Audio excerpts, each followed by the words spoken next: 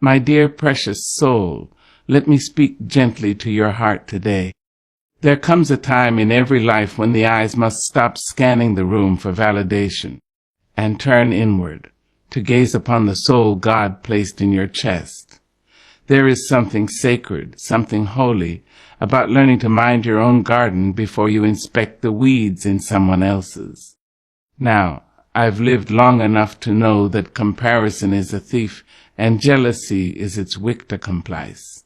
And the two of them, they will rob you blind if you let them. They will whisper that someone else's blessing should have been yours.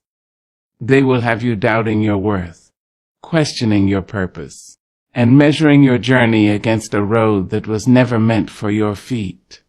But child, let me tell you this, God didn't make you to be her, or him, or them. God made you to be you, authentically, powerfully, unapologetically. You see, the oak tree does not envy the willow. The moon does not beg for the sun's light, and the river flows in its own rhythm. It does not compete with the ocean. So why, dear one, would you shrink your soul by trying to live in someone else's shadow? Focus on yourself. Child, let me sit with you a moment and tell you a truth the world often forgets. A truth so old it was whispered by the ancients, and so sacred that only the still-hearted can truly hear it. You were not born to compare. You were born to be. You see, comparison is a crooked mirror. It does not reflect your beauty, your strength, your truth. No, it distorts it. It warps your glory into shame and your uniqueness into envy. It turns your soul's gentle rhythm into a race you were never meant to run. Oh, how quickly we forget who we are when we start looking side to side. You were once a child who danced in her own shadow, who laughed at the wind and talked to God without fear or formality. But somewhere along the road, this word told you that being you was not enough. It told you to measure your worth by the inches of another woman's waist, by the echo of applause that wasn't meant for your name, by the bricks that someone else used to build their house. And so you began to shrink slowly, like a rose pressed too tightly between the pages of a book never read. But let me remind you, beloved, the sun does not apologize for how bright it shines. The lion does not invite the cheetah's speed. And you, a wonder shaped by God's own hand, have no business doubting your design because of someone else's blessing. Don't you know? You can drown in someone else's ocean while ignoring the beauty of your own stream. We scroll through the highlight reels of other people's lives, forgetting they are just that. Highlights. We see the smile, but not the sleepless nights. We see the home, but not the foreclosure they escaped. We see the marriage, but not the nights they cried on separate sides of the bed. Oh yes, child. Comparison will have you admiring a crown without knowing the cost of the cross they carried to wear it. And still we compare. We see her body and we hate our reflection. We hear his success and we question our purpose. We watch their joy and we wonder what's wrong with our sorrow. But let me tell you, comparison is a liar. It will rob you of your peace. It will strangle your creativity. It will bury your passion beneath layers of shame and doubt. You cannot build your house if your eyes are always fixed on your neighbor's foundation. And what a tragedy it is, to live in your own skin and never know its beauty, to carry your own soul and never know its weight, because you spent a lifetime measuring yourself against someone else's yardstick. Beloved, that is not the way of the wise. That is not the way of the soul. And surely it is not the way of the Lord. The Creator of heaven and earth did not breathe life into your lungs just so you could waste it watching someone else breathe. Focus. Come back to yourself. What is yours will find you. What is meant for your hands will not rest in someone else's. You must trust that the delay is not denial, that your path is unfolding even when it's not paved with gold. You are not behind. You are not less. You are not forgotten. You are becoming. And becoming takes time. Let them shine, and you shine too. Let them rise, and you rise too. This is not a competition, this is a calling. And your calling has your name on it, no one else's. It was carved in spirit and sealed with breath before your mother ever held you. Now is the time to stop watching and start living. Your life is not a rerun of theirs. It's an original, one-of-a-kind, divinely orchestrated masterpiece. It deserves your attention, your devotion, your whole heart. When you compare, you delay your own blooming. Flowers don't all blossom at the same time, yet no one doubts the rose simply because the lily bloomed first. So let the world go on shining. Let others be great. Their greatness does not dim your light. The sky is big enough for every star. And you, my dear, are one of them. Fix your gaze inward. Reclaim your peace. Put your energy into building, not belittling. Pour into your gifts like they are sacred. Because they are. Write your story like only you can. Walk your walk like the path was made for your feet, because it was. And if ever you are tempted to look over the fence again, let it be to bless, not to compare. Let it be to say, look at God. Not, why not me? Because the same God who blessed them has not forgotten you. And when it's your turn, and it will be, you'll be so glad you were too focused on growing to waste a moment envying. Child, comparison is beneath you. Let it go. Return to yourself. Rise in your own time, bloom in your own season, and walk forward with the quiet power of someone who knows there is no one like me. And that is my power. Amen. There's a fire that burns low and steady in the soul of a person who has decided, finally and fully, to be themselves. Not what the world wants, not what the crowd claps for, not what the mirror critiques, but simply, sweetly, strongly themselves. Baby, let me tell you something I've learned walking through years, storms, and sacred silence. The moment you embrace your true self is the moment you begin to walk in power, not the loud, boastful kind of power that needs to prove, but the still, steady kind, the kind that doesn't flinch when overlooked, doesn't shake when misunderstood, and surely doesn't bind just to be accepted. You see, God don't make copies. When He crafted you, He did so with an imagination as wide as the sea. Every freckle on your skin, every scar on your spirit, every dream tucked beneath your ribs, He called it good. And who are we to disagree with God? There is a certain kind of holy rebellion in being who you in a world that keeps trying to convince you to be someone else. But that rebellion, my dear, is sacred. It is freedom. The world will give you masks, so many masks, one for work, one for family, one for church, one for the streets, one for the sorrow you carry but aren't allowed to show. But the thing about masks is, they suffocate the soul. You can only hold your breath so long before you forget how to breathe in your own skin. And child, you deserve to breathe. Let the others play dress up with their lives if they must but you. You come as you are. Raw. Radiant. That's the only way truth can walk with you. That's the only way joy can recognize your voice. Now, don't let them fool you. Authenticity will cost you. Yes, it will. You'll lose people. You'll lose approval. You'll even lose the version of yourself that once begged to belong. But what you gain cannot be measured. You gain peace. Not the fragile peace that comes from pleasing others, but the sturdy peace that says, I know who I am, and that is enough. You gain strength, because there is nothing stronger than a soul that has stopped running from itself.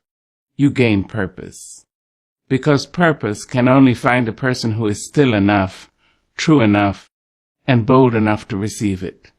Let me remind you, there is no need to perform. You don't have to audition for love.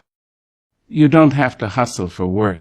You don't need to shrink your laughter or quiet your brilliance to keep someone else comfortable. No, ma'am. No, sir. The light God put in you was never meant to be dimmed. It was meant to lead. When you are authentic, you allow others to do the same. Your honesty becomes an invitation. Your freedom becomes a blueprint. Your boldness becomes a mirror to those still learning how to love themselves. Now I've seen the world, and I've seen what happens to people who choose to be real. They don't always get the accolades. They don't always make the headlines. But let me tell you this, they are remembered. They are respected. And more than anything, they are whole. You can have the world's applause and still feel empty. But when you walk in truth, when you speak with the voice God gave you, when you move through life like you were born with purpose, because you weren't, then and only then do you begin to live. Be the kind of woman, be the kind of man, be the kind of soul that refuses to be packaged. Refuse to be labeled, trimmed, or tamed.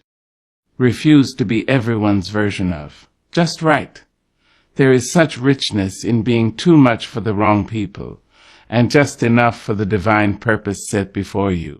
So wear your truth like a garment woven from grace. Let your past speak, but don't let it shame you. Let your wounds teach, but don't let them name you. You are not what happened to you. You are what you choose to become in the midst of it. Authenticity is not perfection. It's presence. It's showing up when it's hard. It's speaking when your voice shakes. It's saying no without guilt. It's saying yes without explanation. It's crying when you need to cry, and laughing loud enough to stir the angels when joy finally returns. Now, I know it ain't easy. The world will whisper, be quieter, be smaller, be easier to digest. But don't you dare. Don't you dare let the world make you forget that you were born to be full. Full of fire, full of spirit, full of wonder. Your authenticity is a declaration that says, I am God's creation, and I will not apologize for that. So show up with your scars and your brilliance, your fears and your faith. Show up trembling if you must, but show up as yourself, because that is where the magic lives.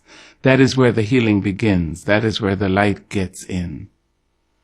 And when you finally stand in the center of your own being, unashamed and unbothered, you will find that you are no longer chasing power. You are walking in it. You are no longer asking for permission. You are claiming your space. And the heavens rejoice, because another soul has remembered what it came here to be, whole, holy and unafraid.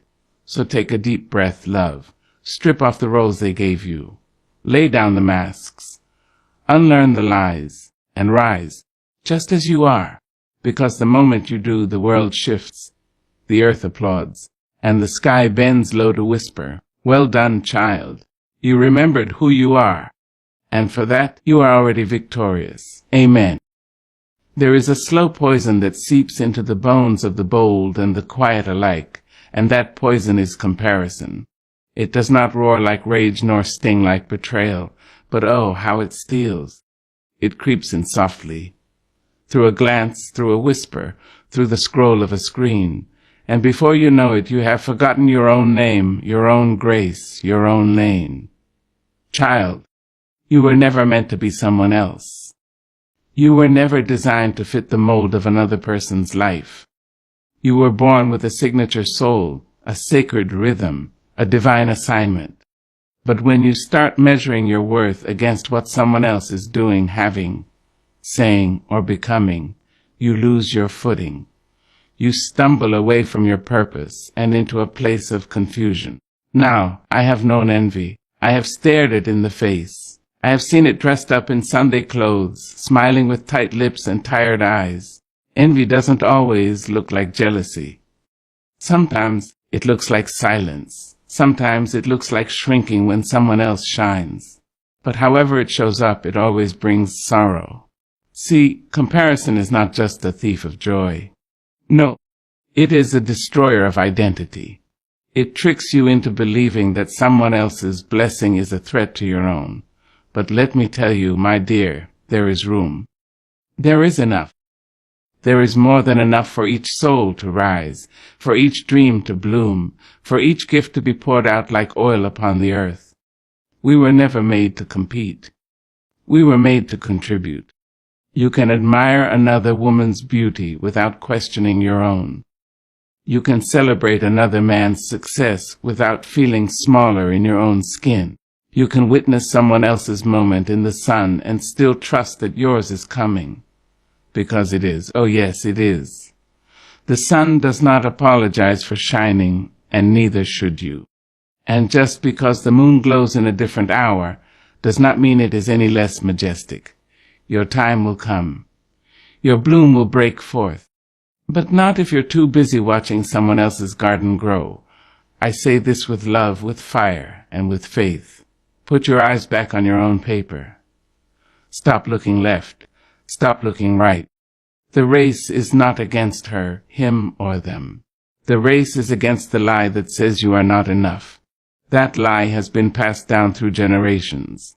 Hidden in magazines and sermons and social feeds, whispered in the wind, planted in little girls and grown women and strong men who now doubt their worth. But I came to uproot that lie. I came to speak truth where there's been too much noise. Let me tell you what I know for sure. God does not bless copies. He blesses truth. He blesses effort. He blesses the one who dares to show up, trembling but honest, flawed but faithful.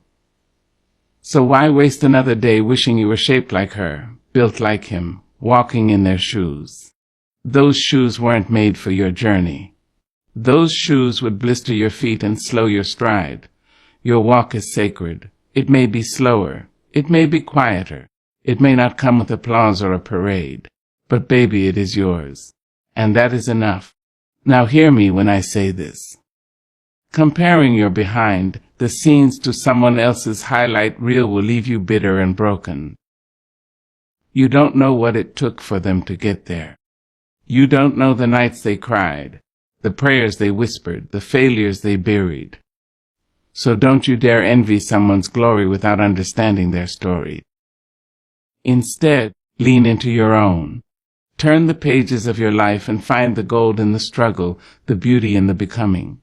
You are not behind. You are not late. You are right on time for what is yours. You want peace. Let go of the race. Let go of the pressure. Let go of the myth that says you must have what they have to be happy. Your path is custom made by the same God who carved mountains and parted seas. He didn't forget you. He's just not finished yet. There is power in gratitude. There is healing in presence. There is freedom in letting go. So today, look at your own hands. What have they built? What have they held?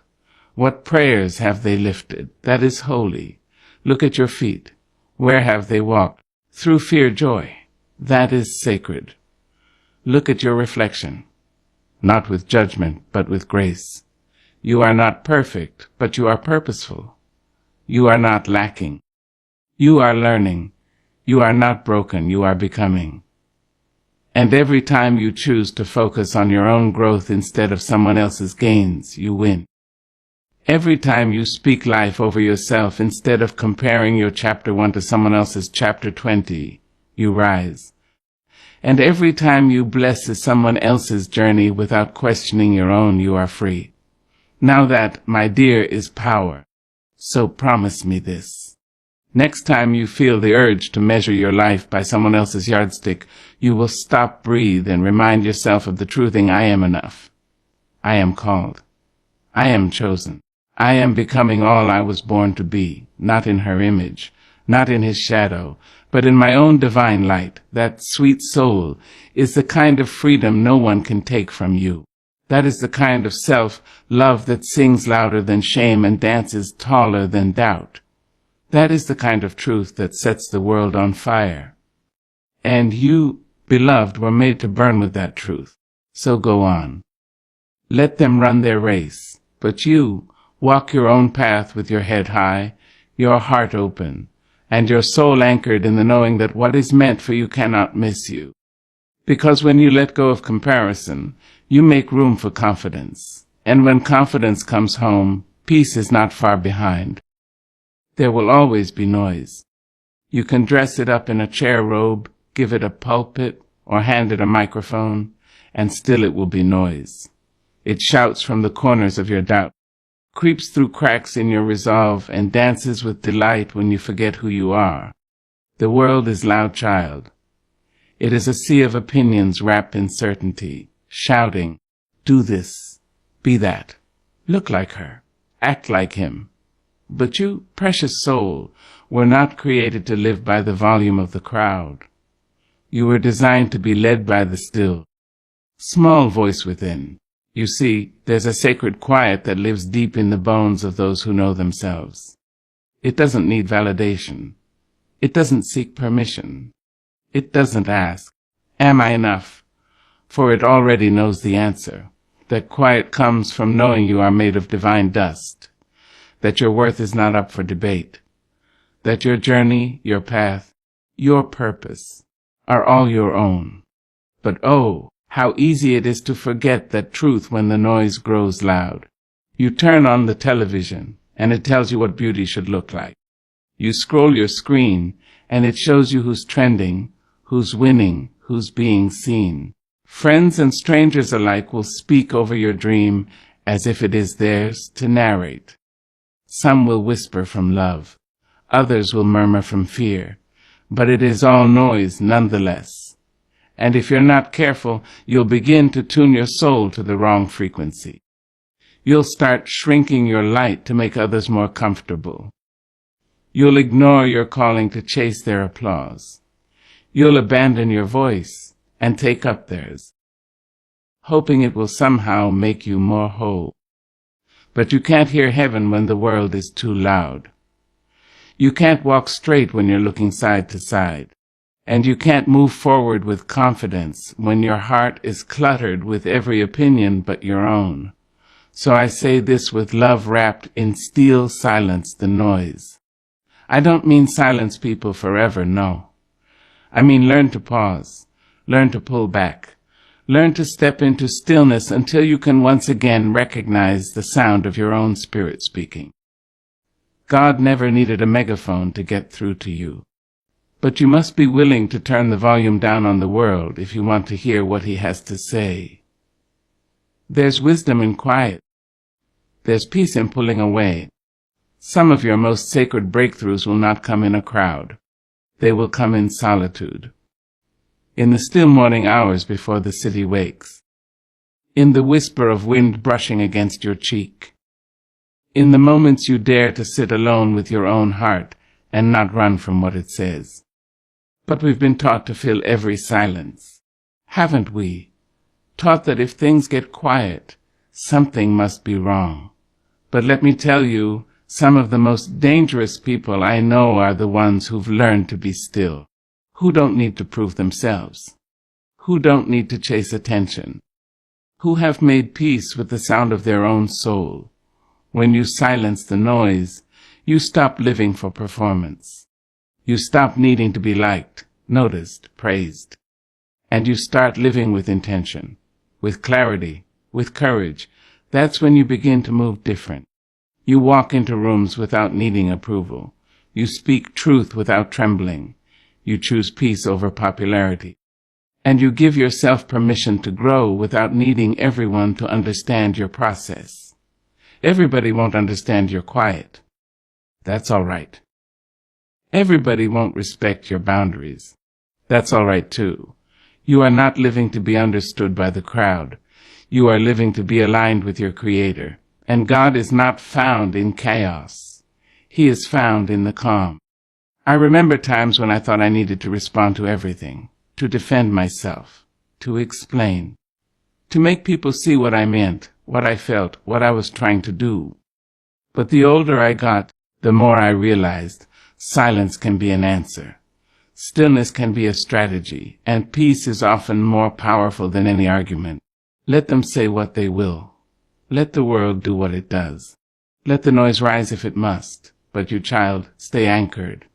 Stay rooted. Stay in tune with the melody only your soul can hear. Because when the world gets loud, it's not just distraction, it's distortion. The noise will have you questioning your worth. It will make you second-guess your progress. It will twist truth and magnify fear until you forget how far you've come. That's why you've got to shut it off sometimes. Get quiet. Retreat into the sacred place within you where God lives and speaks and reminds you who you are. And when you come back from that quiet, when you rise from that stillness, you will be stronger. Not because the world changed, but because you did. You will walk with clarity. You will speak with purpose. You will act from alignment. Noise thrives in confusion, but you were made for clarity. Noise thrives on fear, but you were shaped by faith. Noise demands reaction, but you, beloved, are called to respond with wisdom. There is no shame in silence. There is no weakness in stillness. In fact, some of the most powerful things you'll ever do will happen when no one's watching, when no one's clapping, when it's just you, God, and the breath in your lungs. So today, if the world is too loud, pull back, close the door, take a walk, say a prayer, lay your heart bare before the one who knows you best. Let him speak to the places that ache. Let him remind you that you are not forgotten, that you don't need to strive to be seen, that you don't need to compete to be worthy. You already are. There's a sound more beautiful than applause. It's the sound of peace, the sound of purpose aligning with destiny, the sound of a soul that is whole because it has been still. So hush now. Let the noise die down. You've got nothing to prove and everything to gain. When the time is right, your voice will rise again. And when it does, it won't be filled with anxiety or desperation. It will be filled with truth, with power, with God. And that, my dear, will be the sound of a soul that has learned to silence the noise and listen to the divine. Yes, child, you must learn to grow in your own garden. You must learn to plant where your hands can reach, water what is yours to nourish, and tend to the soil of your soul with care and reverence. There is something holy about turning inward, not in selfishness, no, but in stewardship. For how can you give to others what you have not cultivated within yourself? It is tempting, I know, to stretch your arms wide, to scatter your attention like seeds in the wind. The world pulls at you, telling you to do more, be more, serve here, show up there. But you must never forget this curse. No one else is responsible for the condition of your soul but you. Your peace, your purpose, your joy, your healing. These are gardens that only you can grow. You see, too many of us are walking around with withered roots, wondering why we feel so dry. We've spent so much time trying to fix others, impress others, save others, that we've neglected the sacred plot God has given us. But a tree cannot grow if it pours all its water into the forest. It must drink deeply first from the soil beneath its own feet. Don't let anyone make you feel guilty for focusing on your growth. Don't let the world convince you that tending to your own heart is a luxury. It is survival. It is obedience. It is love in its truest form. Because when you grow yourself, you don't just bloom for you. You bloom for everyone who needs the shade of your strength. You bloom for the weary traveler who stumbles into your life and finds rest in your words. You bloom for the next generation who needs to see what healing looks like. You bloom for the ones who never got the chance, so that your life becomes a testament that it can be done. But growth, child, isn't always glamorous. It is messy. It is slow. It is painful sometimes. There will be seasons when nothing seems to sprout, no matter how hard you work the land. There will be moments when you look around and see others flourishing while you feel forgotten. Don't let that fool you. Even in silence, even in stillness, growth is happening. The roots are stretching deeper. The soil is being prepared, and you must be faithful in the tending. That means pulling the weeds of bitterness when they rise up uninvited. It means digging out the rocks of doubt and fear that try to harden your hope. It means planting seeds of love, discipline, kindness, and forgiveness, even when you're not sure when or how they'll bloom. To grow yourself is to stay when others run. It is to listen when the world demands you shout. It is to forgive even when your pain begs you not to. It is to choose purpose over popularity, healing over hustle, wholeness over hollow success. Now don't misunderstand me. A growth doesn't mean isolation. It doesn't mean you shut the world out and build a castle of pride. No. It means you build from the inside out. It means you let God shape you in secret, so that when you're called to the light, you can stand without crumbling. There will be people who won't understand this journey. They'll say you've changed. They'll say you've become distant. Let them talk. What they don't know is that you're not running away. You're growing up. You're no longer available for every drama, every distraction, every detour. You've chosen to cultivate peace, and that means pruning what no longer serves you. And sometimes growth requires goodbye. Goodbye to habits that kept you small. Goodbye to mindsets passed down from broken people. Goodbye to environments that watered your fear but starved your faith. That's all right. Every gardener knows you can't grow roses in a bed of thorns. So let yourself be transformed. Let your roots deepen in truth. Let your petals stretch toward heaven. You are not here to live a surface life. You are here to bloom in full. Take care of your body, not for the world's gaze, but for your own health. Rest when you are weary. Eat with joy. Move with grace. Speak to yourself with the tenderness you offer to others. Because this body, this vessel, is the only one you've got for the journey. Feed your mind, too. Read words that elevate you. Learn what you didn't know. Stay curious. Let wisdom be your companion, not arrogance. The more you grow, the more you realize how much more there is to learn. And don't forget your spirit. Oh, how important it is to keep that flame alive. Pray not just with your lips, but with your life. Sing even if your voice shakes. Dance even when the world feels heavy. Believe even when the answer hasn't come. There's a rhythm to growing. Some days you rise. Some days you rest. Some days you're on fire with vision. Other days you're simply breathing, surviving. And that's enough. Don't rush the process. Trust it. Trust that what you water will grow. Trust that what you tend to will bear fruit. And when the fruit comes, when the joy blossoms, when the strength becomes steady, when the peace overflows, don't forget to give thanks. Don't forget the soil you came from. Don't forget the days you cried and prayed and doubted, and yet kept going. Because the beauty of growth is not just what it produces. It's who you become along the way. You become rooted. You become real. You become radiant with resilience. And that, my dear, is a gift to the world. So grow yourself, not so you can say, look at me, but so you can say, here I am, healed, whole, and holy. Here I am, a living testimony that it is possible. Keep growing, even when it's slow, when it's quiet, even when no one claps, because one day someone will walk by your garden and find hope again, and that alone is reason enough to bloom.